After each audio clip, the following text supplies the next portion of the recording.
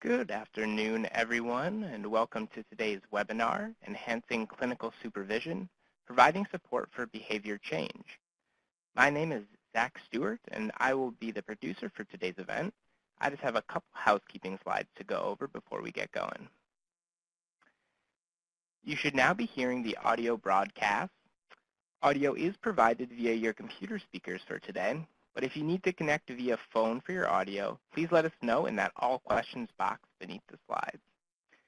This webinar is being recorded, and the recording will be available after the event.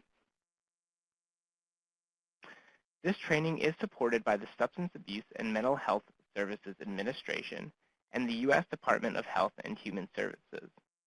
The content of this presentation does not necessarily reflect the views or policies of SAMHSA, the Center for Mental Health Services, the Center for Substance Abuse Treatment, the Center for Substance Abuse Prevention, or DHHS. The training should not be considered a substitute for individualized client care and treatment decisions. We are providing live captioning for this webinar. Click the link that you see on your screen to access live captions, and we'll also provide this link in the All Questions box throughout the event for the benefit of individuals arriving later. Captions will open in a new window or tab that you can position anywhere you like on your screen, and you can adjust the size, color, and speed of the captions. A transcript will be available after the event as well. And your line will be muted throughout today's presentation, but we have several instances of ways that you can participate with the presenter, such as polls and some chat exercises as well. And there is a public chat box that you can use to interact with your fellow participants and with the presenter. I see many of you have already found that and are using it now. Feel free to use this for comments and sidebar conversation as we go through the event today. Comments in the chat box do not reflect the views or policies of the presenters, CMHS, CSAT, CSAP, SAMHSA, or HHS. If you have questions for our presenter, please use the questions box and we'll address them throughout today's presentation as well as at the end during our Q&A session. If you need technical support at any time, you can type your question in that box as well, and we'll help you right in that box. And you also have the ability to give us a couple icon statuses. If you go to the top of the screen, right above the slides, it looks like a little image of a guy holding up his hand. You can click him, and it will show you raising your hand, and we can help you if you need any technical support or you have a question. Or you can click that downward-facing arrow, and you have a couple other options to give us indication. And with that, I will now pass things over to today's moderator, Lisa Black, and she will introduce our presenter. Zach. Lisa, can you verify that you're off mute? Yes, thank you, Zach. Today I would like to present to you James Sacco. James is a consultant trainer based in Atlanta, Georgia. He has provided direct services in substance abuse use, mental health, HIV settings since 1981. As a trainer, he has worked with academic, community-based, and governmental agencies in more than 40 states on a wide range of training and facilitation projects. In addition to his SAMHSA technical assistance work, his previous clients include the World Health Organization, USAID, the Centers for Disease Control and Prevention, Duke University, Emory University, and state and local health departments across the Southeast. Jim has trained more than 50,000 healthcare workers since 1986. So without further ado, I'd like to turn it over to Jim. Thank you, Lisa. The other part of the bio should have been 1986 when he was 9 years old. So some of these folks are good at math. So I'm much younger than it sounds, and then I appear now that the webcam is up. Hi there from Rochelle from North Texas. Anyway, welcome everybody. I'm delighted that people took this time, 75 minutes or so, to think about the very important work of clinical supervision.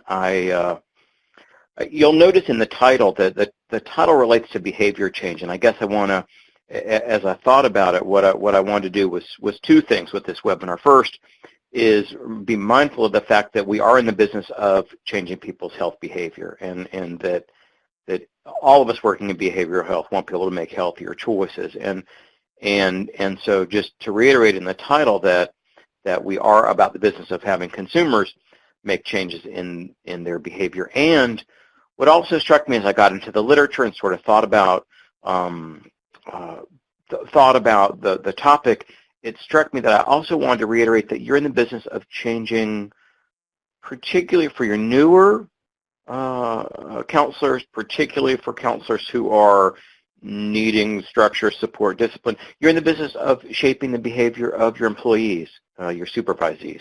And so what struck me was just, again, as we were thinking about the title, and you'll see through the course of the workshop, what I've tried to do is interweave some concepts that we use in direct clinical practice with ways that you should supervise well as a clinical supervisor. I guess my thinking evolved as I put this together, that really I think not only do you need to be a good clinician to be a good supervisor, but I think you've got to bring some of those clinical skills into the relationship with your supervisees.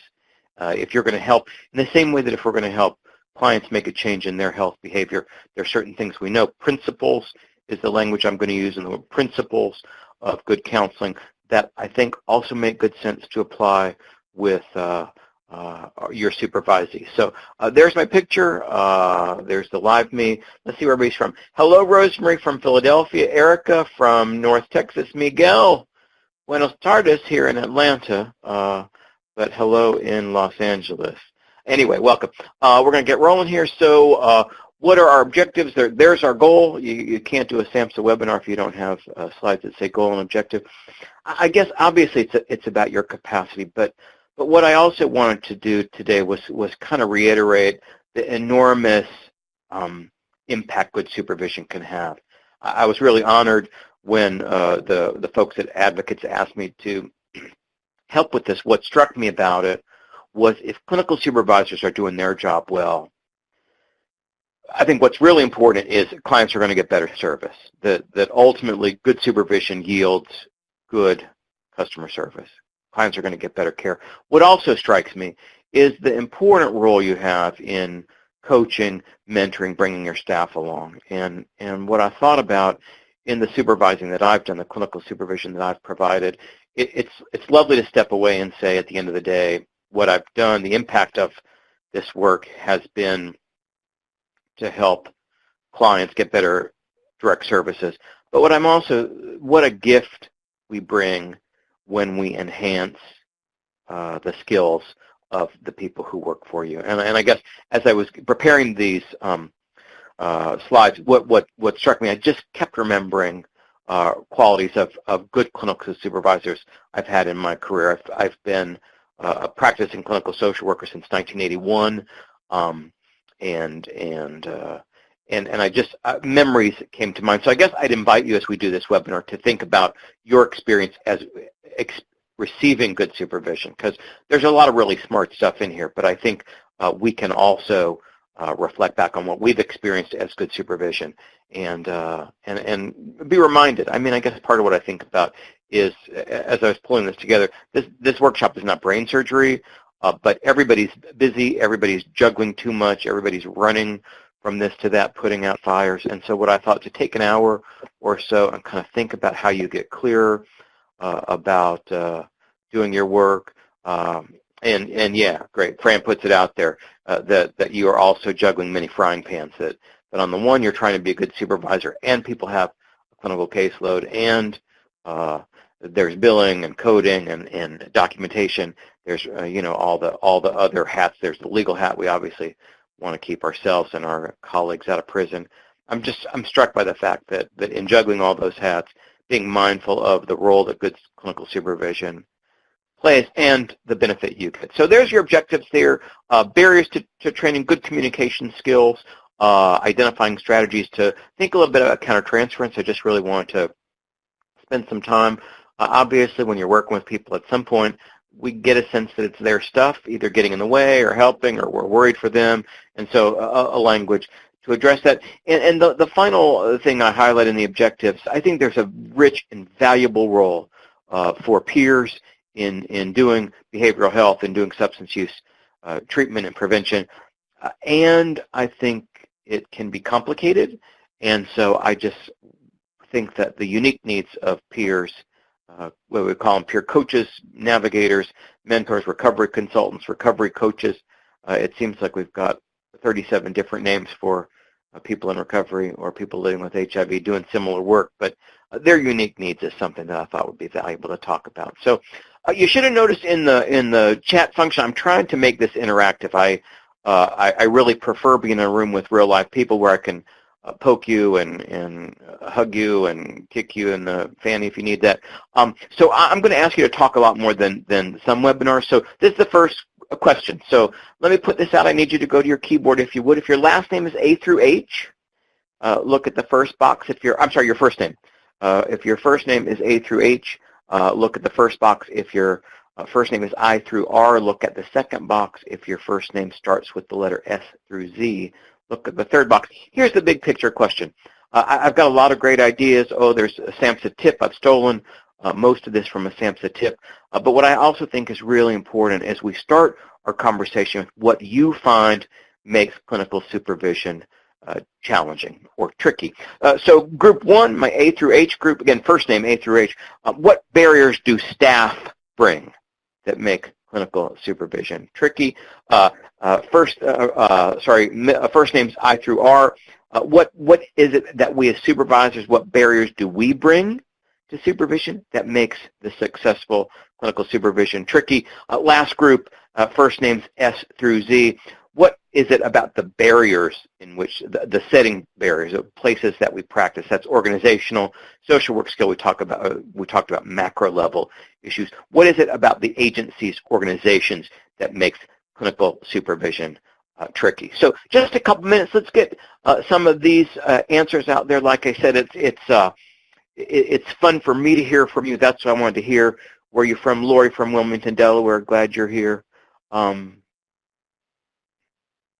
Donna talks about time. Beautiful. So again, in the three chat boxes by first name, what stuff does staff bring? What stuff do supervisors bring? And what is it about the settings that you practice in? And what is it about our organizational stuff that makes clinical supervision tricky? Just a couple minutes.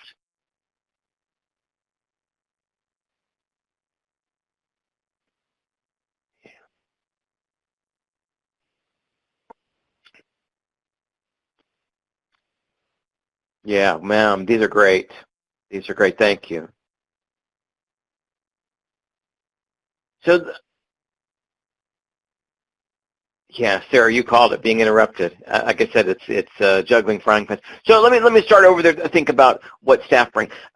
Relationships that have transformed into friendships. You know, it's really tricky. I think to supervise, if it's two different things. I think part of what we have to tease out is it clinical supervision or is it clinical and administrative? In my book, the ideal, and this doesn't exist many places, would be that the clinical supervisor is divorced from performance review, checking time cards, et cetera, et cetera. I know most places that's not the case and that those functions are fused. I think the challenge of being friends is particularly difficult when you've got that administrative function, when I've got to discipline somebody when they don't show up, when people are looking at me. So yeah, the friendships of being the new supervisor. Oh, Mamendra, you came to tell the truth. I'm going to talk a little bit in this about how we build rapport in beginning new supervision, the time it takes to do that. Donna talks about time, and yeah, everybody juggling too much. How do I manage my own caseload and keep the lawyers off my back, keep my administrator happy? Some of us nonprofits, you're probably getting things together for the bake sale or some darn thing. Time comes up, thank you. Keeping staff motivated and completing documentation. Yeah, and thank you, Andrea. Just to name the fact that we do have those clinical and administrative hats. It's great that people are doing wonderful work. We've all had incredible counseling that we supervise with someone that doesn't document or doesn't get their insurance stuff turned in or whatever. And so we're in that position where we've got a marvelous clinician, but we're going to, the store is going to go under if they don't figure out how to document what they're doing, or the funder's going to cut us off. So in terms of supervisor barriers, Robert, thank you for that. Our own baggage. And again, it just, you'll see in the slide that says the supervisors are needing their own support. One of the things I read about as I thought about is what a lonely job supervision is. Again, it seems like the structure in many places is one clinical supervisor, even multiple sites. And so not having support, not having been trained, I don't think I had a minute of training about how to be a supervisor in my graduate work. And so you kind of find, you're around long enough and someone promotes you, but that doesn't mean you know what to do. Remembering boundaries, and Michael, thank you. Michael talks about where your coworkers, now you're a supervisor, and sometimes that can be done seamlessly. I do think it's important to just name that and have some frank discussions. Everybody's been around someplace where somebody got promoted or something, and it's the elephant in the room. And I just think whether your role is administrative supervision, clinical supervision, or both, to say, look, this is a thing. Let's talk about it. I got the job, and you didn't get the job, and how can we have this be a successful partnership, you and I, moving forward? Multiple hats. Thank you, Lisa. Time came up again with the relationship. Let me see. Multiple locations. Sharon says she's got roller skates on, riding all over Los Angeles, trying to get to this one, that one, wherever she works. Staff in different programs. Environmental distractions. Yeah, I mean, it would be great if we were all in a sort of calm beige office with new age music and as much time as we had, and for some folks it's like working at a fast food restaurant. People coming in, barging in, I need this, I need that, and administrative duties take over. Yes, Sharon, thank you for that. Part of what I wanted this workshop to be about was a chance for everybody to say, I was part of that webinar SAMHSA put on, and they say that making time for clinical supervision is a priority. And yes, administrative and time cards and blah, blah, blah is important, but I worry that in busy agencies with competing expectations that we lose the very rich part of that. And Sabrina said, last comment, ineffective outcomes. Thank you. The setting barriers of people not reaching the goals that we set out. Everybody, thank you for that. We're going to have more chat and more polls and more whatever else. Those are a great way to start. I didn't want to be pessimistic, but I just thought if this talk is going to be real, it's helpful to me. It's helpful for all of us to think, that the work is hard, and it's hard for all the reasons that you've just articulated. So thank you all for that. So why do it? Why bother? This slide, this definition, comes from the SAMHSA tip. I used the term stolen earlier. I should say adapted. That's the more political. I adapted a lot of the content today from this tip. I think this definition of why this rationale for clinical supervision is one of the finest things I've seen in any SAMHSA publication. I just kept reading this over and over, and I thought, who wouldn't want to work for someone like this? A social influence process. Again, it acknowledges the role we have in terms of influencing your staff behavior, ultimately influencing, participating with your supervisees. And again, what I like about this is that it's collaborative. It speaks to the collaborative nature of the relationship. A good supervisor: observe, mentor, coach, evaluate, inspire.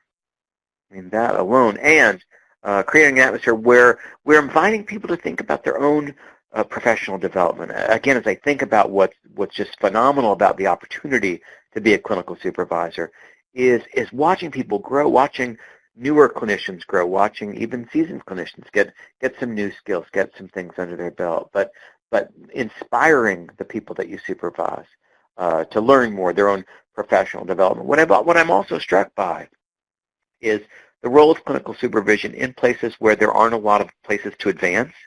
I know that there are a number of you for whom, the opportunity to advance in terms of promotion, the opportunity to advance is limited, and so your staff are looking around saying, well, I'm not going to get the supervisor job unless she does, and I'm not going to get much of a pay raise. Well, if we are building in the idea that you're getting fantastic clinical supervision here, and you are growing as a clinician, and we're promoting your growth as a clinician, that intangible becomes a part of the benefit of being there. And you'll see later on, SAMHSA talks about retention of staff as being one of the reasons. Fran's been kind enough in the chat box to do the plug for the SAMHSA tip. Most of you know how to Google those, but the SAMHSA store sells those. So as I said earlier in preparing this, I thought, how does good counseling skill relate to supervision? And so I've got 4 principles of good counseling that I'm going to put forward today. The first is about rapport,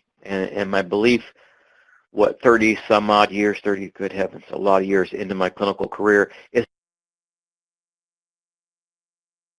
with consumers. I laugh at some of the people I know who are technical. Oh, I'm gonna get good at EMDR, and I went to another workshop on family systems and blah blah blah blah blah. And in fact, there's room for technique. There's room for all of that. But what strikes me is when people, and usually they're real cognitive people. People really, this is a terrible thing to say. A lot of the people that I know who get caught up in the technique are really sort of in their head, and that there's a role for that. But what I'm arguing is your most vulnerable clients, in this case, your supervisees, need us to feel connection. That change happens in the context of connection. And so the second bullet says, good counseling would practice the spirit of motivational interviewing. What I should have said earlier in my introduction is I am an MI trainer, a MINT trainer. I'm not that guy who thinks MI is the only way to do everything, but I do think in the field we practice in substance use disorder, MI is an invaluable thing to know about. The bottom line is MI is the right set of tools for people who aren't sure they have a problem, aren't sure they want what we're selling. And I just think when I talk to people on the front line about their challenges, a lot of that has to do with the guy in Selma, Alabama. I got somebody on Selma from Selma on the webinar. The guy in Selma who says, I don't have no drinking problem, I got a sheriff problem. That's why I got that DUI, right? Or I guess it could be North Texas or Wilmington, Delaware, or wherever, where the problem ain't that I'm a drinker. The problem is that sheriff was just sitting there waiting for me. So spirit of MI I'll describe in just a minute, but the whole relational context that MI puts forward. I think what's important, and I use the term as appropriate deliberately here, take an interest in your employees' personal life. Again, some people come with pretty rigid boundaries, and that's fine. They don't want to talk about their life, and I think people do over-disclose at work, and we can get too caught up in people's lives, so there's a balancing act to be done. On the other hand, if you're supervising me and you don't take time to understand, I got a dog that I like, issues, who I live with, do I have kids or not, ask a little about those things, you miss an opportunity to build rapport, and I think having some level of casual acquaintance is important. And then compassion, we'll talk more about that in a minute, but and I would argue that people bring that, that people bring that to your work, and the people that need your compassion most are your difficult employees, are your challenging employees, in the same way that the people who need us to cultivate compassion most are not the clients who say, yes, ma'am, no, ma'am, dress like us, do the thing they're supposed to do. They're the consumers who are not ready, or maybe not willing, or not able to do the healthy thing. So I use the term spirit of MI there. You can Google this. I suspect many of you know about this. The idea of partnership in good counseling, I would argue in good clinical supervision. Autonomy means people finding their own way. I think what's hard for some clinical supervisors is this balancing act between teaching and coaching and letting people find their own way. And I just think the bottom line is when I find my own solution, I own it, it becomes my solution, and I don't know that supervision is a great role for people who want to be bossy. And again, it's that balancing act. You need to be a smart person. You need to know some things clinically, and I think you need to be willing to, I always say, present a buffet of options, problem solve collaboratively with your staff people, and be willing to allow them to find their own way. I guess what I should say is I'm focused a lot today on relationships which are functional and collaborative and are working. I won't spend a lot of time. It's really another webinar to talk about working with bad staff. And so the presumption going in, I probably should have said this earlier, is that you've got fairly motivated staff, fairly functional staff, fairly good relationships. I'll touch on a little of the other, but this really is not a webinar. How do I fire bad staff? How do I do the administrative functions? It's really the other. So I talked about compassion. The last spirit of MI thing we talk about is evoking. I was lucky enough to train with Dr. Rolnick many years ago, 2004. And one of the things he said the first couple hours of the thing, he was talking about evoking. He said the most important words in any client interview are the words the patient says. So the patient words are what matters. And again, if we think, oh, we're the smartest clinician, we're the whatever else. What I'm suggesting here is the same probably applies in clinical supervision, that the most important words are probably the ones that your supervisees say out loud. So a couple real quick things about this clinical supervision that I need you to fire up another poll in a minute. So again, straight out of the SAMHSA tip, just the bias of SAMHSA, since all of you are working some level for SAMHSA, just some reminders from our funder about why we're doing this webinar, why clinical supervision is important. Again, essential part of all clinical programs. I would underline all in that sentence. Staff retention and morale, I talked about that. Who doesn't want to keep working someplace where they're valued and feeling supported? This third bullet, I think, is interesting. Every clinician needs and has a right to clinical supervision. I think we make a mistake thinking that it's our younger staff, our newer staff who need help. And I've been lucky through my career. I've had a series of friends. My friend John and I go out for breakfast on Saturday regularly and do a kind of peer pancakes and peer supervision is what I would call that intervention, pancakes and peer supervision. But the idea that we can find a place to talk about, again, to me, it's really a place to talk about my struggles. The best thing, it's just so hard, and I'm sure I'm the only one on the webinar who brings a lot of ego here to this thing. But I really need to let my hair down and say, gosh, I don't know what the heck I'm doing here as a clinician. And I think the idea here is giving your employees a place to say, I don't know what I'm doing. So the last few reminders, most often requires balancing administrative and clinical supervision. I talked about that earlier. That is the hiring, firing, promoting, where are your reports, and the clinical supervision. And again, finding your way to make sure both are being addressed. Cultural barriers influence the process, and I guess that's at all levels, that cultural difference or similarity between your supervisee and the client, cultural variables between you and your supervisee, all of those cultural differences, cultural similarities. I guess the idea that good supervisors are working towards cultural competence, I just want to say, my bias is that being culturally competent is the hardest thing we do. Everybody's been to that webinar or that workshop where somebody says, I'm going to give you everything you need to know about cultural competence. They want to put, people say, can you do a 1-hour webinar? I just go, really? Like they want one handout, like all Chinese lesbians need you to do this, all need you to do that. And I'm telling you, 35 years into my clinical career, I just think, I don't know. I'm on a journey learning about difference. And if I were to describe cultural competence, it's the willingness to keep working at understanding those differences. Again, it's so easy to fall into stereotype or just melanin or just what language. Sorry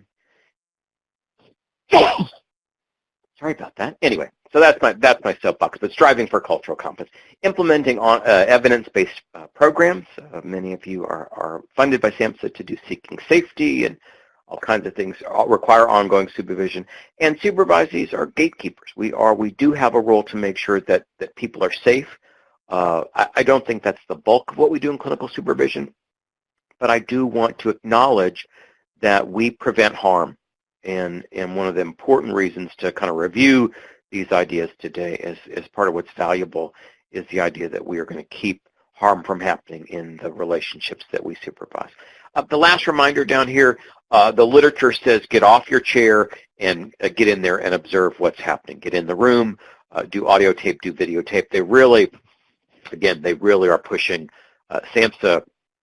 I think in the TIP 52, they had a consensus panel, and the consensus panel really came back and was like direct observation. That is, not your employee putting their feet up over pancakes talking about their recollection, which is what I do on Saturday morning. It really is your employee bringing, ideally, audio tape, videotape, or you being in the room and seeing what goes on in real time so that you can offer coaching and feedback is the clear bias of SAMHSA. And again, this consensus panel that put things together. So, all right, let me ask you to go to your computer. I'm tired of talking. I got to take a minute. So you've got a poll there in front of you. You're going to click on the letter. I'm asking you the most difficult part of supervision. If you think about what the most difficult aspect is, and we're going to have you vote in the bottom box. What's most is the most difficult that you haven't been trained or provided coaching in how to do it?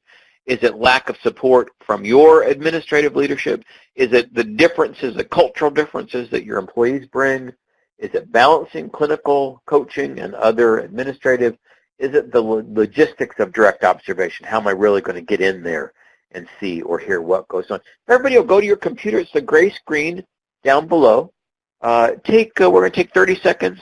I've got a dozen of you voted. That means 30 more need to vote. 30 seconds.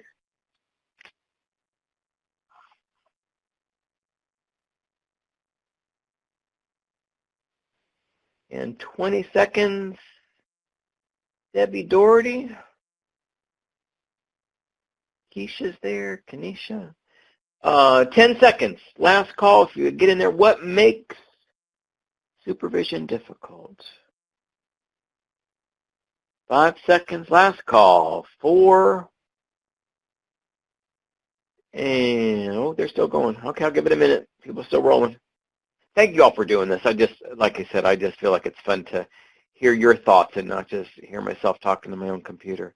And Zach, I'm going to call it. If you would publish the results, Zach calls time. And, wow, looks like people say 2 things. 1, I haven't been trained or supported in how to do this work. And I think that's why this webinar was such a great idea, to have those of us, I'll raise my hand, who found myself in a role where somebody said, hey, we need somebody who will provide clinical supervision and works cheap. Isn't that always part of it? And works cheap. And sort of found my way. I've benefited from good supervision. So absence of training, the other big group, it's the time. How do I balance being a clinical supervisor with the other hats I wear as a supervisor? And I just think, I think that's real. I mean, one of the suggestions I have for you is to do those independently. I mean, I think the role of clinical supervision is so important that saying this hour, and whether you're doing a group or individual, to say this hour is about how we get better about clinical care of our clients and how are we doing as clinicians, and let's talk about your clinical practice and what do other people think about, in this case, consultation or whatever, but that be divorced from you need to turn your reports in, your time card is late, you parked in the wrong parking spot, blah, blah, blah, blah, all the other stuff. I really think, I know people are busy, but I think if you can divorce the clinical side, if you've got to do both, if you can somehow divorce, maybe it's a separate place, I'm just going to challenge people. I think the benefit of good clinical supervision is diluted if you're popping my hand for my reports being late or whatever else. There. That's my belief. And so trying to figure out how to separate those. The other key here is lack of support from your leadership. And I guess as I thought about it, as I put the workshop together, I thought what executive director, whoever your supervisor is, some who are clinicians who came up the ranks may get it. It also strikes me we crank out a lot of, I'm trying to be nice here, a lot of people who are better at, wanting to not say bean counter, better at oversight of the details. That's a nice way to say bean counter, who forget about the role of good clinical care. Fran, I'm sorry, I wasn't going to call people bean counters, but I did there. All right, so thank you all for that. That's great. challenging work. So one of the things that came up in the discussion earlier that I thought about was what happens when the relationship is new? And there's two things. What about a new employee? What about when you're new as a supervisor? I'm thinking several of you in the first chat said, what about when I've been promoted, and what about I'm changing roles? And so I've just come in as a supervisor, I'm just changing my role to be a supervisor, or I've hired a new staff person, and I'm beginning being a new relationship. And so just some thoughts here, and again, I think this goes back to some of what we talked about in that first chat. I think it's really critical that you be very familiar with what the policies and procedures are. Again, that's not directly related to clinical supervision, but you need to know how many sessions, how to blah, blah, blah. The details of how the business operations work does feed into the discussion about clinical practice. You know, that obviously we can only see people in this program this many times. I mean, again, you're working under federal guidelines, and so most of you have a very clear sort of who we can see and how many times we can see them, and what the intervention looks like, and so being really clear about those as you're providing supervision really helps you help particularly your new employees understand how things work. One of the cautions I read as I was preparing this was really to not do supervision and not do observation and feedback within a new relationship. That one of the things the literature talked about was, you know, how intimate this thing is, how for trust and reportability is going to take time, and so you'll have to find your own practice. I guess part of what I thought about is maybe even beginning with some indirect supervision. Again, you'll see later, not ideal, but rather than we're brand new, we don't even know each other, but I'm popping into your counseling session, not giving you any control over that, would be the opposite of let's talk about your theory of doing work, and what do you understand about seeking safety, and wow, that's great, and building rapport, and I'm lucky to have you as my employee.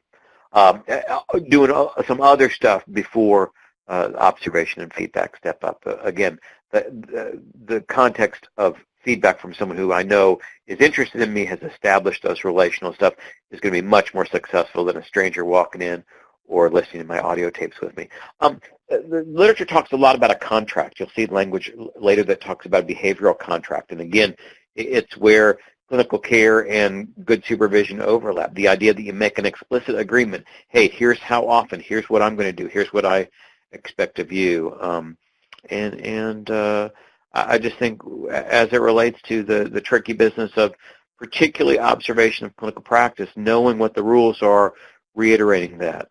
Figure out how to help this be less stressful, that helping this be less stressful, manage staff conflict, you know, that part of what happens in the discussion of clinical practice is all these other issues emerge. It is about what the client needs, but you're going to have to think about their staff and how they juggle paperwork and blah, blah, blah.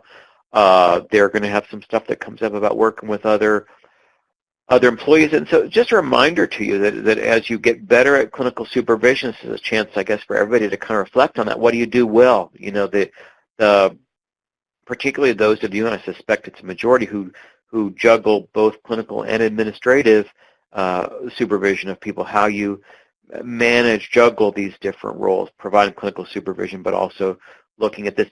Last reminder down there for everybody, do you have a mentor? Again, I thought part of what I would do is ask everybody to think about, are you getting enough support as a supervisor? I know, you know, a lot of times in smaller agencies, there is one clinical supervisor who is in it alone. It's a very difficult, isolated role. And so, you know, figuring out who could be your mentor, where can you find a peer? Obviously, it's tricky with the people that you supervise. Ideally, there are other clinical supervisors who are nearby, but wherever it is, part of the goal of this workshop is to think about you are doing difficult work, and getting support for yourself is huge, figuring out how to do this.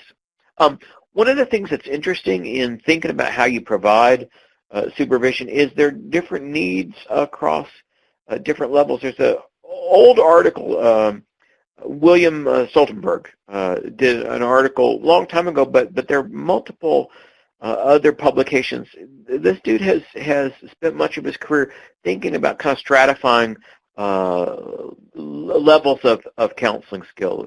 He calls it developmental stages of counselors. And so I just, it helped me, and I'm hopeful it'll be helpful to you.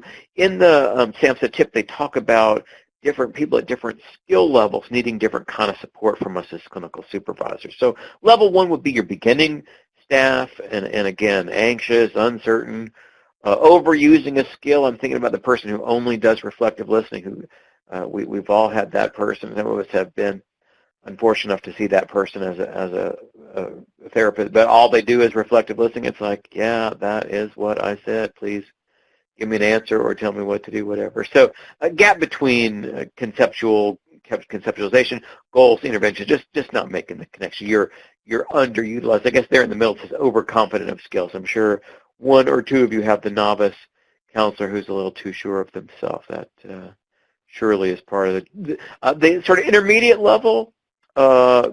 Again, less focused on self, but still confusion, experiencing the complexity. You know, the bottom line is, I think about my middle career, I think, man, there were times when I just got overwhelmed. That I guess what I'd have you remember is just that sort of, oh my gosh, what am I doing here? And it seems to me it's always the middle of a session, and just the sort of, I feel it physically, like I don't have any idea what I'm doing here. Just that panic of I've got no idea, and so being able to work with people who have some basic skill, but who still at some point are struggling with connecting the dots, maybe over-identifying with the client. Again, certainly if we talk about challenges in countertransference and over-identification. The last level 3 we're going to talk about is, I'm thinking of as an advanced clinician. They're focused on the client, good use of empathy, good objectivity. They have good thinking and also good clinical skills, responsible, ethical counselor. And again, I don't know, there's no test as much. I read a couple articles by this guy. There's no sort of test. It's not, this is across a continuum, I guess is what I want to say. So across a continuum of counselor skill, but I guess the idea that he sort of quantifies these, I'm going to use in just a minute to talk about the needs of people at different levels. So as we talk about those early beginning counselors, what I'm thinking about is the principle of good counseling, which is focusing on strengths.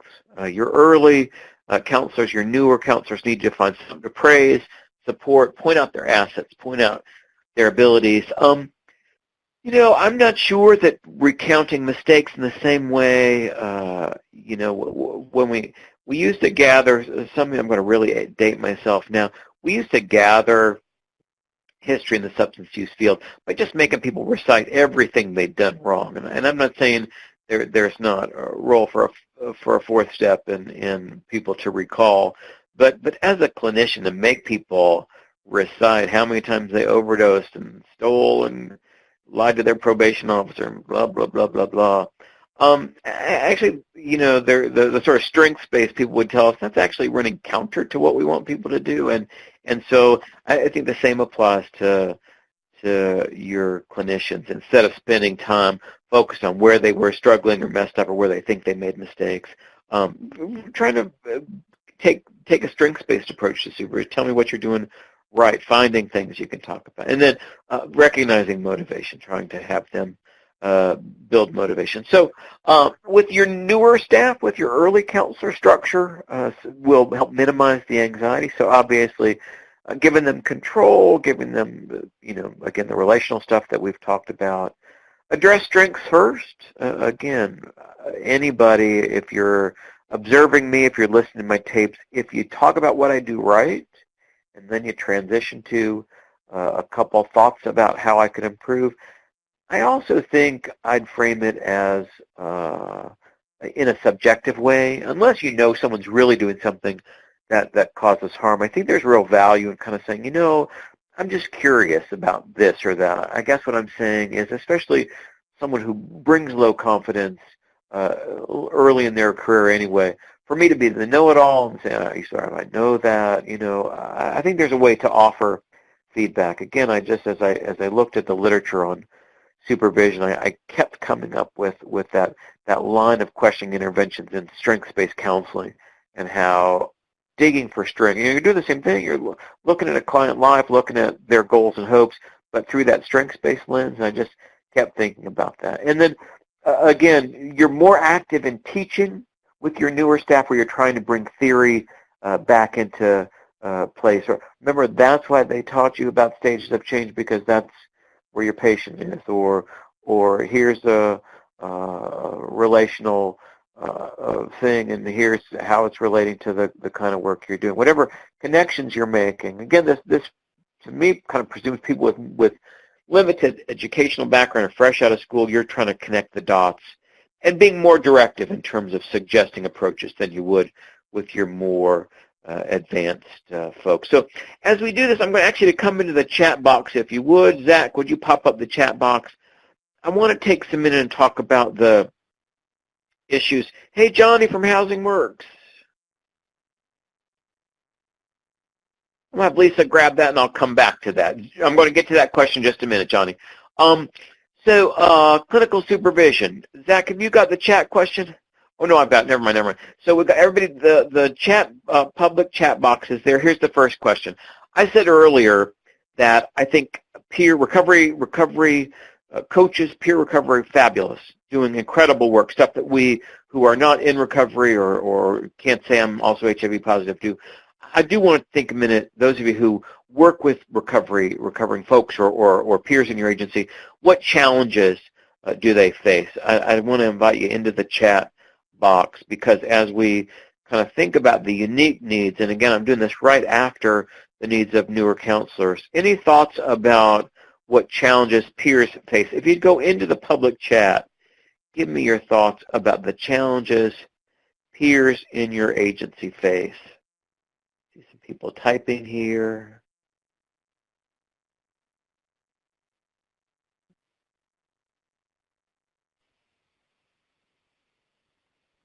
Ooh, Sharon started us off, boundaries, exactly.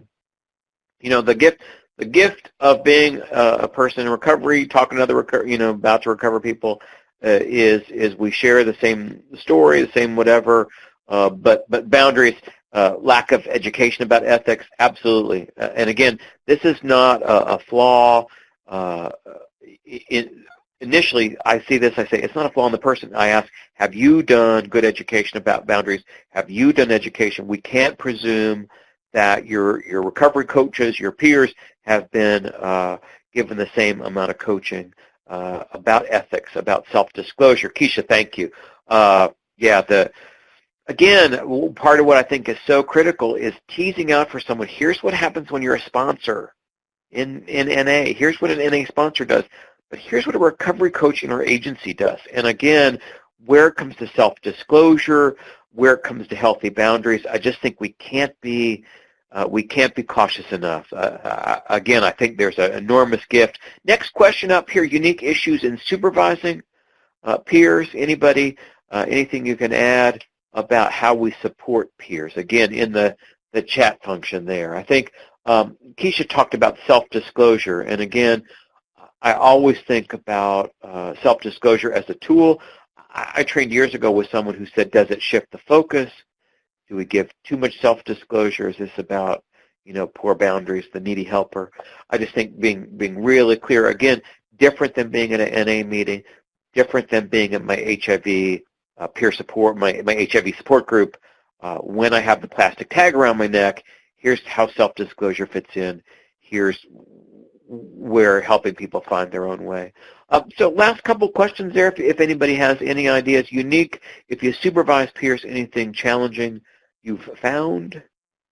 Anything, any advice you give? Okay, Sharon says, educate peers on ethics, using self-disclosure, and when it benefits the client. I worked with somebody, she said, does it shift the focus? Do we disclose to everybody? I love that. Do we disclose to everybody? Like, no, it is not okay. Get to an Al-Anon meeting if you're disclosing to everybody. So do we disclose to everybody? is it too early in the relationship? The other question she would ask is, self-disclosure is a gift. Do we give it to strangers? And I think those of us who are helpers can all relate to somebody who gave self-disclosure too soon, too early in a relationship. And the other, does it shift the focus? Does my self-disclosure change the topic? And many of us have had the unfortunate experience of starting to talk about our own breakup or health problem, and somebody takes the ball and says, oh, that's nothing. I had my gallbladder out. I thought I was going to die, or whatever, going off on their story.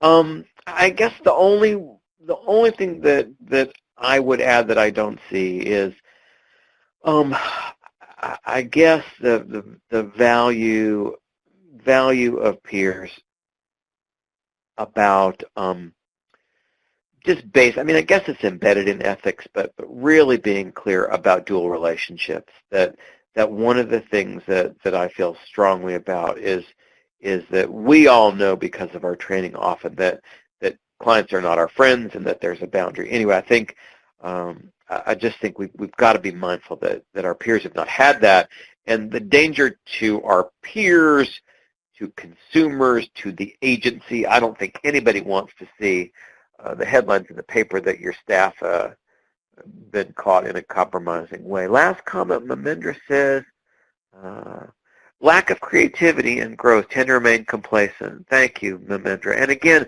there are gifts that peer recovery coaches bring, and if they're not challenging themselves, or if we as clinical supervisors are not challenging them to get better, they get stuck in a rut, and their interventions start to sound a little bit like the outside of an AA meeting instead of growing beyond that sort of porch talk. And I'm not saying there isn't good talk on the porch at AA. I just think that most of us want our work in our clinical settings to go deeper. Thank you guys for that. So I'm back to the counseling principles and playing with this idea how good counseling relates to good peer supervision. Good counseling involves finding their client's own reason to change. And so as you're listening to supervisees, you are listening for their reasons to get better at being a clinician. And so understanding their goals, understanding what's important to them, gently developing discrepancy. There's an MI concept. I'm coming out of the closet as an MI person there. So you said getting better at working with opiate users was important to you, but I see you fired two and got in a screaming match with another one. What do you think about that? And then again, the idea that change happens in client behavior when they start to say out loud what they want to do about it. In MI, we talk about change talk. Once I say I'm going to get healthier, I'm going to do whatever else. So what I'm saying here is, if that's the case, that in a counseling relationship, change happens when the client says, I want to do something differently. It strikes me that probably when supervisees start to say, I want to get better, or next time I'm going to catch that sooner, or whatever, it probably has more power. So let me check in. I've got one question in the queue. I've not forgotten you, my friend. I'm trying to find the right time. Let me take a break. The question was, Johnny from Housing Works, documentation of supervision. Any advice? Is it needed? Johnny, I think the primary role of documentation of clinical supervision is for your own memory, that you'll want to remember what was talked about. Again, presuming that your employee is engaged and wants to move forward and is getting better, I don't know that there's a huge need, and I worry about where that's stored and the value of it, other than at 50, just turned 59, I almost forgot my age. At 59, I better keep something on a sheet of paper. I'll never find it. So documentation, I wouldn't spend a lot of time. Different than the administrative documentation. If you've got a problem employee, noted on Thursday at 3 p.m. she didn't turn a report in, blah, blah, blah. That stuff has to be documented for a whole CYA reason. For clinical supervision, again, you might have a good memory and be able to say, last time we were here, we talked about some of your counter-transference reaction to that client. How are things going? Or you had this client, when could we come back to that? If you've made some cursory notes. But my own belief is it's not something we document a lot. And I would imagine everybody on the call has enough to document with adding another thing. Is that true? Raise your hand if that's true. I've got plenty on my plate to document without having to. There you okay. Good, Johnny. All right. So core communication skills, like I said, those are your bread and butter with your clients, with your consumers. Good use of open-ended questions, affirmations, reflective listening. When I teach MI, what I say is in a context of a relationship, we hold our mirror up to our consumer. We ask them what they see and what they want to do about it. Let me say it again.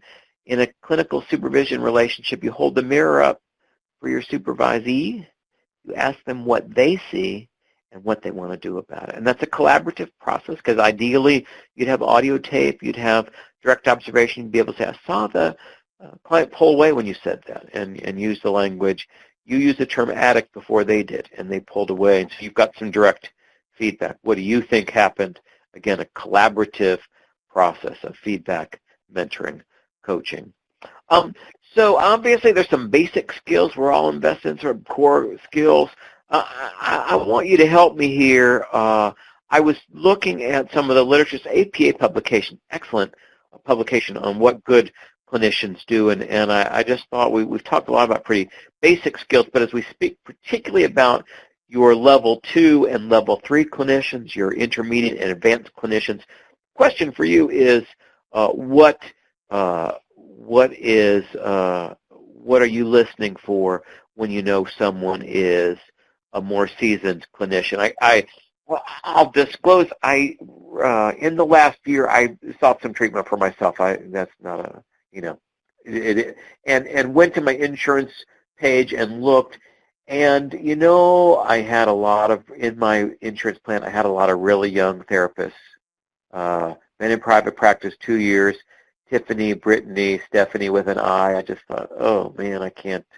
And what I thought about is, I'm pretty, I've been around the block a long time, and I'm looking for somebody with advanced skills, that I know what that means. And so here's some ideas here. As you're thinking about what you're aiming for in terms of professional development, clinical empathy, somebody who really brings the ability to connect, to feel with, the way I define empathy. Verbal fluency, you've got to have good clinical skills. Again, you think about your level 1 clinicians, they're stumbling for the words, they're stumbling to connect together. Good counseling is a verbal interaction, and so that people have got to be strong at that. Listening beyond content. Again, those early clinicians just talking about reflecting back content. There's much more digging to be done. There's much more connection to be done, and that advanced skill of moving past just reflecting content. The use of self, and the appropriate use of self, I think is a huge thing I'm looking for as I move people from level 2 to level 3. If I'm thinking about those advanced clinicians, they're able to talk about their own stuff in a healthy way. They're sort of their emotional reaction to what they're seeing. Cultural competence, obviously someone who's evolved as a clinician is going to bring that. I also think advanced clinical skills, people are more comfortable being directive or teaching when it's appropriate. I don't think anybody wants your supervisees training, teaching all the time. But I'm also aware of early in my career, I never taught, or I was so into a non-directive, I was so frightened that I stayed in a kind of non-directive model. And I guess I think of those of you who know DBT, dialectical behavioral therapy, the DBT people are not sitting back on their hands. They are up there asking the hard questions and making connections. And again, your contract may not be, I'm doing DBT with people, but I think about how sharp you have to be to do DBT, and what we can learn about particularly working with character disorder, active addicts, how those skills that our DBT colleagues, if anybody lucky enough to be trained, how you can weave those into your practice. Again, the lesson from DBT is don't sit back and do reflective listening. We are active in the process. What else are you thinking of? Grant says this looks like a list for clinical super. What else are you thinking of? I think this is our last chance to chat. If you were thinking about what those level 3 skills are, those of you who are thinking, what are the needs of where would you like your advanced counselors to go? Are there other clinical skills you'd call advanced skills that you're looking for, that you're hoping to cultivate in your clinical supervisees? If you'd type those, I'm really curious to hear what else you'd call advanced clinical skills.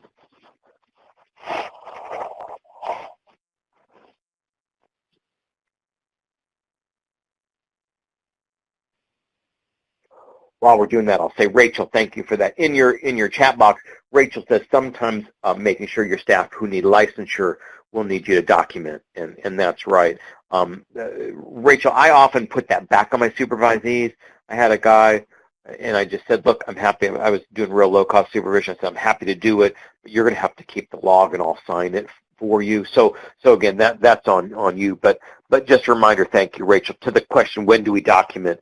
That at a minimum, most people who are pursuing licensure are needing us to say X number of hours, and I guess that's another thing we haven't talked about, just making sure that the clinical supervision we offer is helping our people who need licensure advance. Any other thoughts? Other skills that you'd call advanced? I want to keep rolling. Oh, so level 2 supervision, less structure with your more seasoned folks, more periodic suggestion. Again, confronting discrepancies, and being willing to talk about countertransference. I want to talk about that for just a minute. The last counseling principle I put forward here is client-driven goals, the idea that change happens when I own a goal, and that in good counseling, the client is responsible for figuring out where they want to go and how they're going to get there.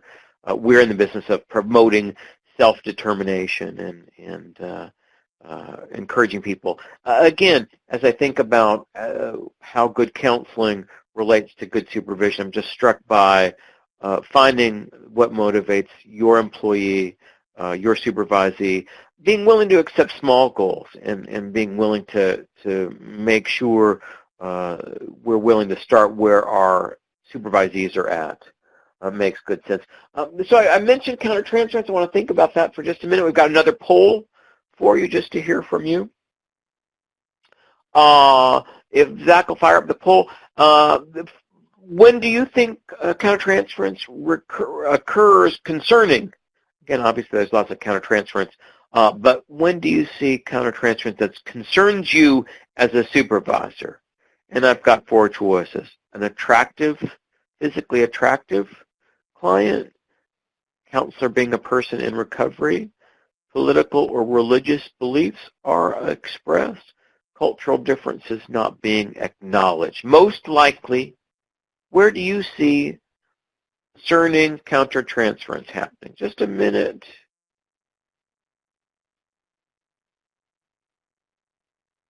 Got people voting. 20 seconds.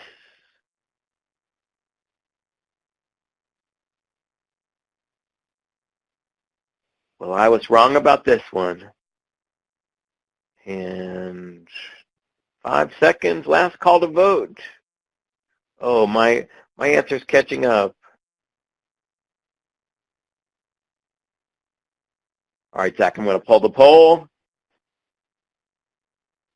Looks like the challenge of people being in recovery. I was thinking it would be physically attractive. I'd rather have ugly clients any day. But yeah, this person in recovery, again, a real gift to be someone in recovery doing this work, and the potential for difficult boundaries. I mean, I guess that's what we're talking about. What are the roles? What are the boundaries? But the balancing act that we as recovering people, I said we, as recovering people, can over-identify, can overshare, can have problematic boundary stuff that emerges and not remember, again, what's my role as a clinician, what's my role as a sponsee, what's my role chairing a meeting, or whatever else I do. So some thoughts about exploring countertransference. Again, it's a really nice NIH publication that I looked at. I think what's really important is that we can explore countertransference as an insight, sort of door into what's going on with the client. It gives us some insight. If in a healthy relationship with a supervisor, we can explore our countertransference and use that to illuminate kind of what might be going on for the client. That hey, I'm feeling concerned for you, and encourage people to use their countertransference reaction as a way to have connection. I think it's important for us to understand the history of the people that we supervise. Again, that's different than being their therapist, but when I'm working with supervisees, I really want to cultivate, as we cultivate self-awareness, I think we've got to understand a little of their family of origin, a little of their own personal history, a little of their orientation as a clinician. I think that history is going to drive how they do their work. It's going to be important for us in supervising people. Again, different than gathering the kind of history we'd gather with a therapy client, but promoting self-awareness. I mean, people just, have to, I think, do some examination. Encouraging expression of countertransference, I think, is huge. Managing codependence, ours and our employees. Let me say it again, ours and our employees. If we're working in this field, there's reason to say we're going to get healthier about codependence. And so helping your colleagues know what codependence is, if they don't have that language, making sure they have it, making a connection between their countertransference reaction and whatever. I call it unhealthy helping. The codependence that I do is unhealthy helping, working harder than my client. I'm the only one on the call, I'm sure, that ever works harder than my patient, so I'll just move on, except the other 48 of you. And then another important part of exploring countertransference and making sure we're catching and responding to what we call in the trauma literature secondary trauma. If you aren't familiar, what that is the idea that when an employee works with a highly traumatized patient population, the idea that they're going to, if they're not mindful, they're going to take some of that on as their own stuff and have a reaction that in the trauma field we call secondary trauma. That is the PTSD my patients experience because I hear stories of trauma all day long. I start to experience symptoms of trauma vicariously through the stories I hear in the clinical work that I'm doing. Secondary trauma. Flags for unhealthy countertransference, I think those all make sense to us. I won't spend a lot of time. But just seeing, for everybody, seeing these are, when you see those things, it's time to say, I better ask about my counselor's inner life and ask about their reaction, their emotional reaction to what they're seeing. A good supervision with your advanced people directed by the supervisee, integrating sort of what's going on personally and professionally. I just think a strong clinician has done their own work, a level 3 clinician has done their own work. In whatever way they know themselves, they understand that. It's supportive. And then encouraging your more seasoned employees to act as change agents in the company. Encouraging them to reach out to their peers, whatever else. Be a source to spread what they've gotten in other ways. So how do we monitor performance? I talked earlier about a behavioral contract. Again, this is straight out of the SAMHSA tip, but they talked about an individual development plan that the product created in the conversations around clinical supervision results in a documented plan to improve counseling skill in the same way we'd do an independent plan for a client. Again, I just want to play with this with people. I can't say every setting, every supervisee. On the other hand, what I thought about was the value of having a treatment plan laid out for a client, having specific, measurable, achievable goals for a client, and thought as a newer clinician in particular, to have this level of structure and guidance, I think could be a great tool to consider in terms of providing support.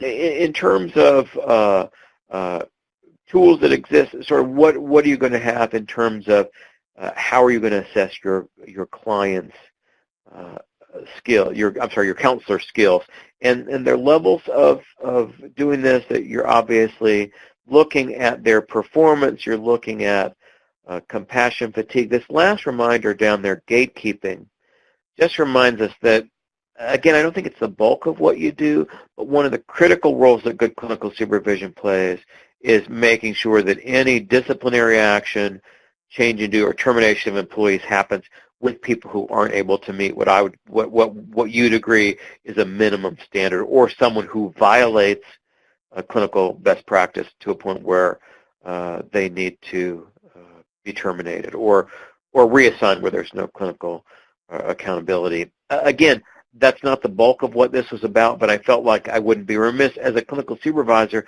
your ears are open, you're monitoring practice, you're there in the room with people, you're listening to audio tapes or observing videotapes, you're seeing stuff. At some point, I don't think it's most of the time, but at some point you may see things that are so egregious where you say ethically, as a supervisor, I've got to step up and name that and say, what do I do? Because, again, to me, the question comes down to, does it do harm? So how we monitor performance happens in a couple of ways. Indirect methods, having people record, give us case notes, give their verbal report on what they saw, or direct methods. Again, videotape, audio tape, observation, including one-way mirror. I wrote this thinking how many of us outside an academic setting have access to one-way mirror.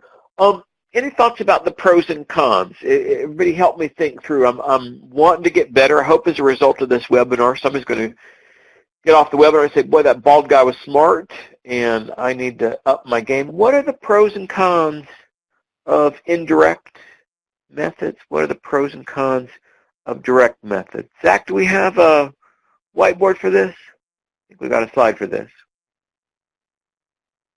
And magically.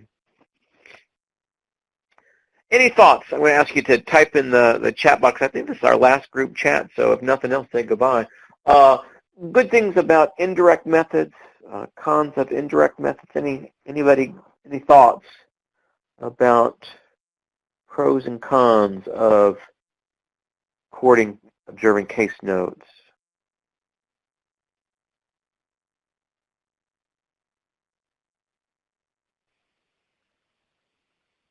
Great. I got some people typing. I'll take a minute. Like I said, I really wanted to have you share with one another.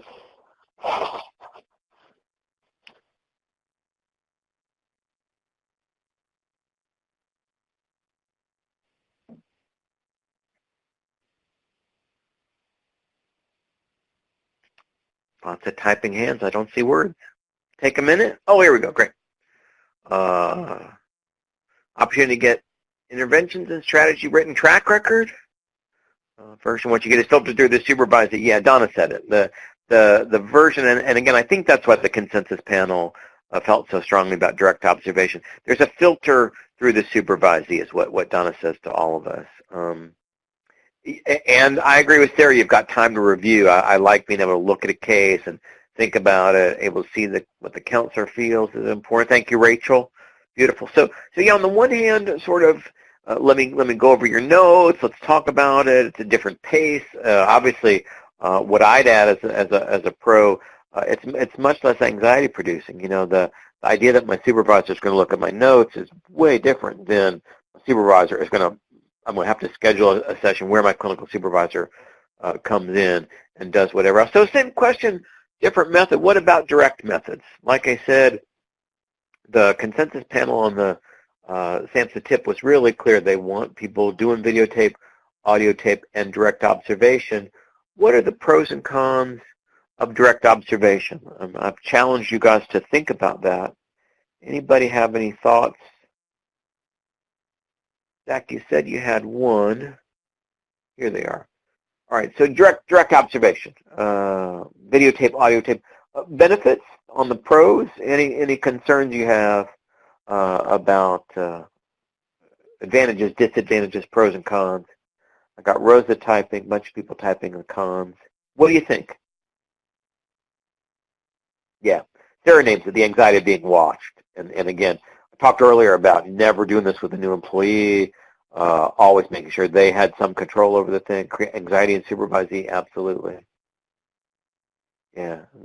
Lots of people say they don't act naturally when they're being observed. Yeah. Again, I think what's important is how we set up. In the next slide, I'm going to talk about how we set up observation, give people some control over that, explain what we're looking for, give them the tool that we're using. A bit awkward.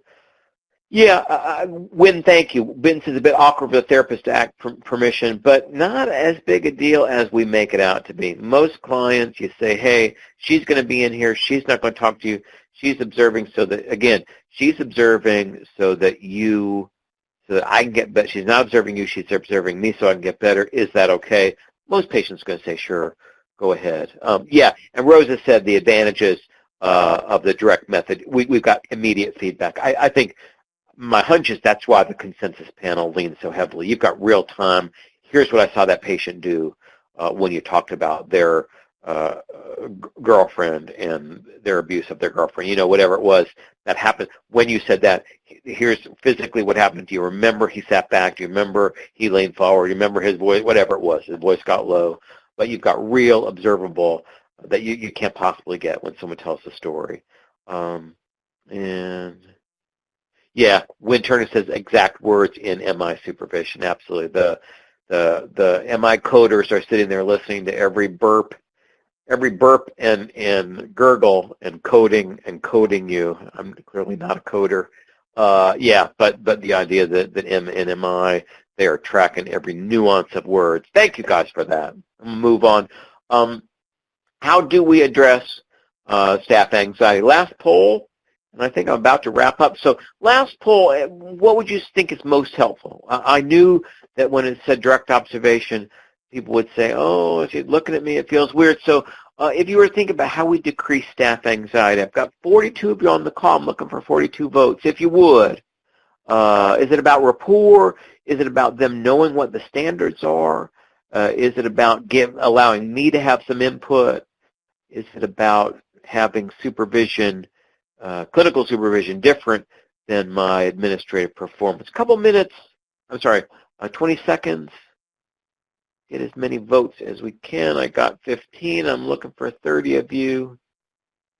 20 seconds, 10 seconds. I got a clear winner here, unless somebody comes out of the woodwork. Well, no.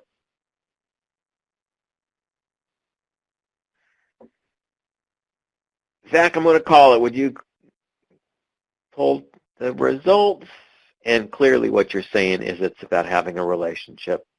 Where I started an hour ago was about how building that relationship. And again, where we've been supportive and coaching. That definition, man, if you don't remember one other thing from this webinar, go back to slide, I think it was 13 or 14, where in the Samson tip it talks about what clinical supervision is, a collaborative process, mentor, coach. I just thought, man, what a beautiful, and it really spoke to the relational aspect of the thing. So, yeah, absolutely. Having that relationship, the second most popular, delinking supervision. So again, recognizing the role that good supervision be.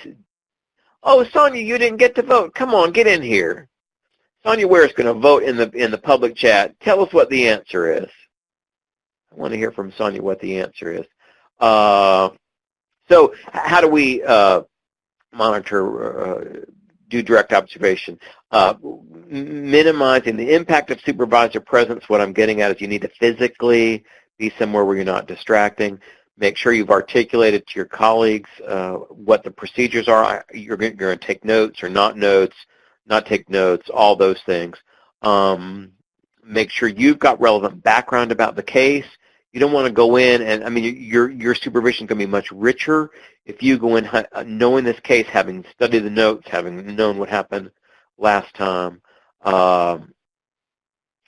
asking the counselor to address the client and making sure that they get consent that happens with them. If you're taping, if it's audio taping, letting the counselor have control by selecting which tapes to review. If it's direct observation, letting your counselors decide when they want you to come in. Again, giving me more control over what happens. And then feedback, how to give feedback. Gradual, strengths-based. Gradual kind of refers to sort of your pacing, but also starting with strengths. Reaffirming intent. I know you want to help. I see that you care about people. Collaborative, again, rather than being the expert teacher, this is a place to be collaborative and have a conversation.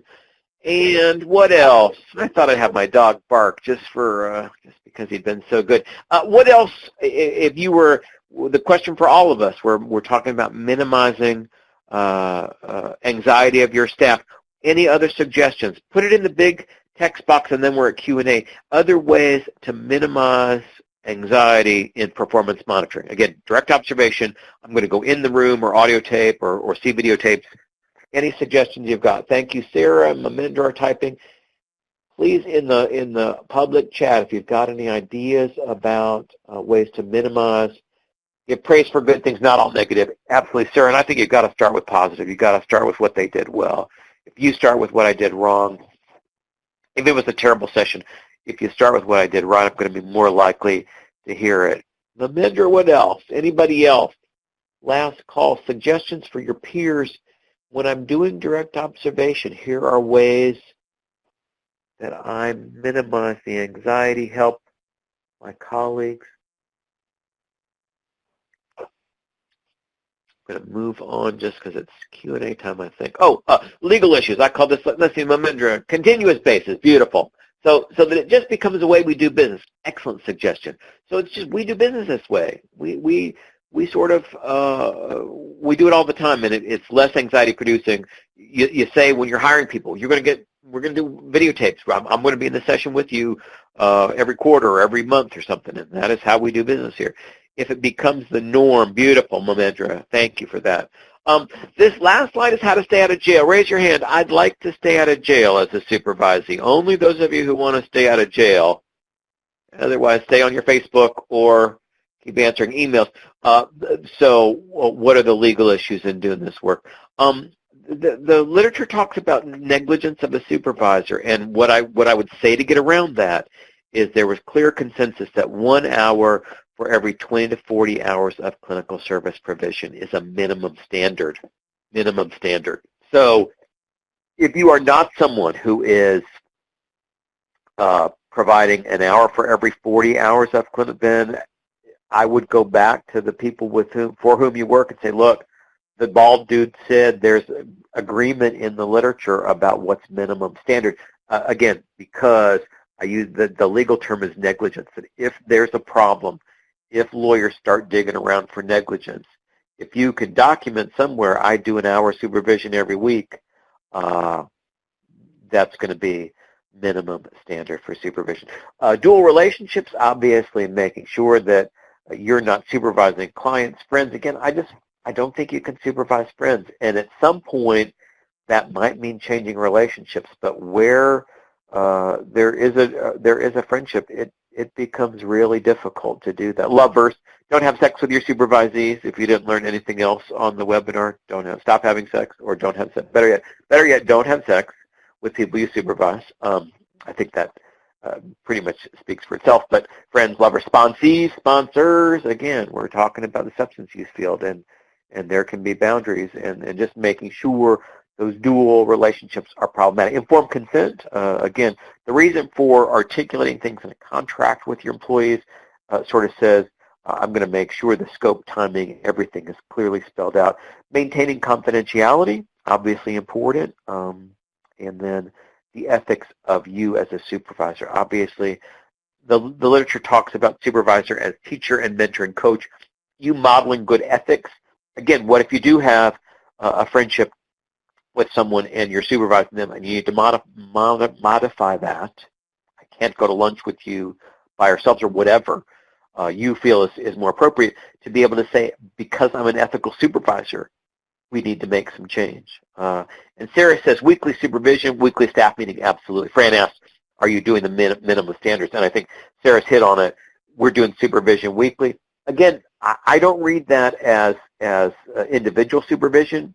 Some of you monitoring 12, 15, 20 people, but at a minimum, I'm doing group supervision, I think is a minimum. I would say clinically, you'd have to have some role for individual supervision. I know the workload of many of you, and I know that doing 1 hour of individual every week with everybody you supervise would be onerous and not very likely. what other questions? You signed on to this webinar to think about good clinical supervision. We are winding down, but I want to make sure you guys have been awesome. Thank you for all the suggestions you gave your peers. Thanks for all the tips you gave me. Any questions about anything I've covered? Anything you want to add? Other suggestions we haven't talked about? Sarah, I'm glad you were here. I'm glad you... Wynn Turner is typing.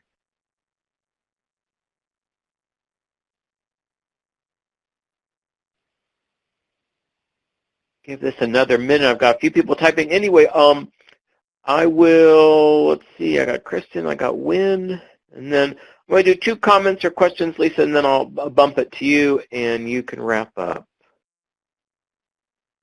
Alexa, we're so glad you were here. Kristen, I wanted to ignite a spark. That's lovely. Again, you know, I wanted people to think about this difficult work. I wanted to validate it. And again, think about the gift we get back. You know, it is self-interest. Let's face it, it's self-interest. For you guys to experience being part of good patient care, being part of growing your staff is an enormous opportunity. And you're blessed to have it, and I'm blessed that you took the time to visit with me. Thanks to the AHP people, Zach, the amazing technology guy. I couldn't do his job for a minute. You guys do difficult work, and congratulations on all the good that's happening where you work. So with that, I'm going to again thank HP and Zach. And Lisa, I think you're going to step up and tell them where they go next. Sure. Well, we certainly want to take this opportunity to thank everyone for taking the time out of your day to participate in today's webinar. If you are in need of technical assistance, you will note that we have a variety of technical assistance, a buffet, as Jim identified earlier, that will provide support such as this related topic around sustainability, evidence-based interventions, many more around recruitment, engagement, and retention. Just as you can think, we are certainly able to provide you with support around specialized technical assistance. We have experts throughout the United States, inclusive of wonderful experts such as Jim, that could certainly come on site where on-site technical assistance is available, or provide you with virtual support as needed. There is no charge to the grantee, and it's paid for by SAMHSA. So if you are interested in technical assistance, please feel free to contact your GPO to request technical assistance.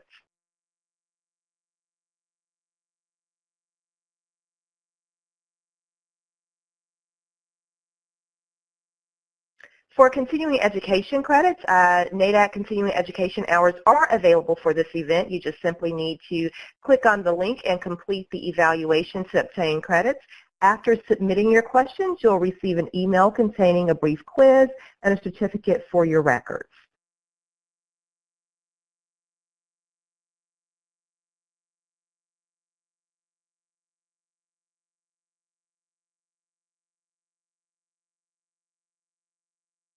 So as I said, we want to take this opportunity just to thank everyone for taking the time out of your day to participate in this valuable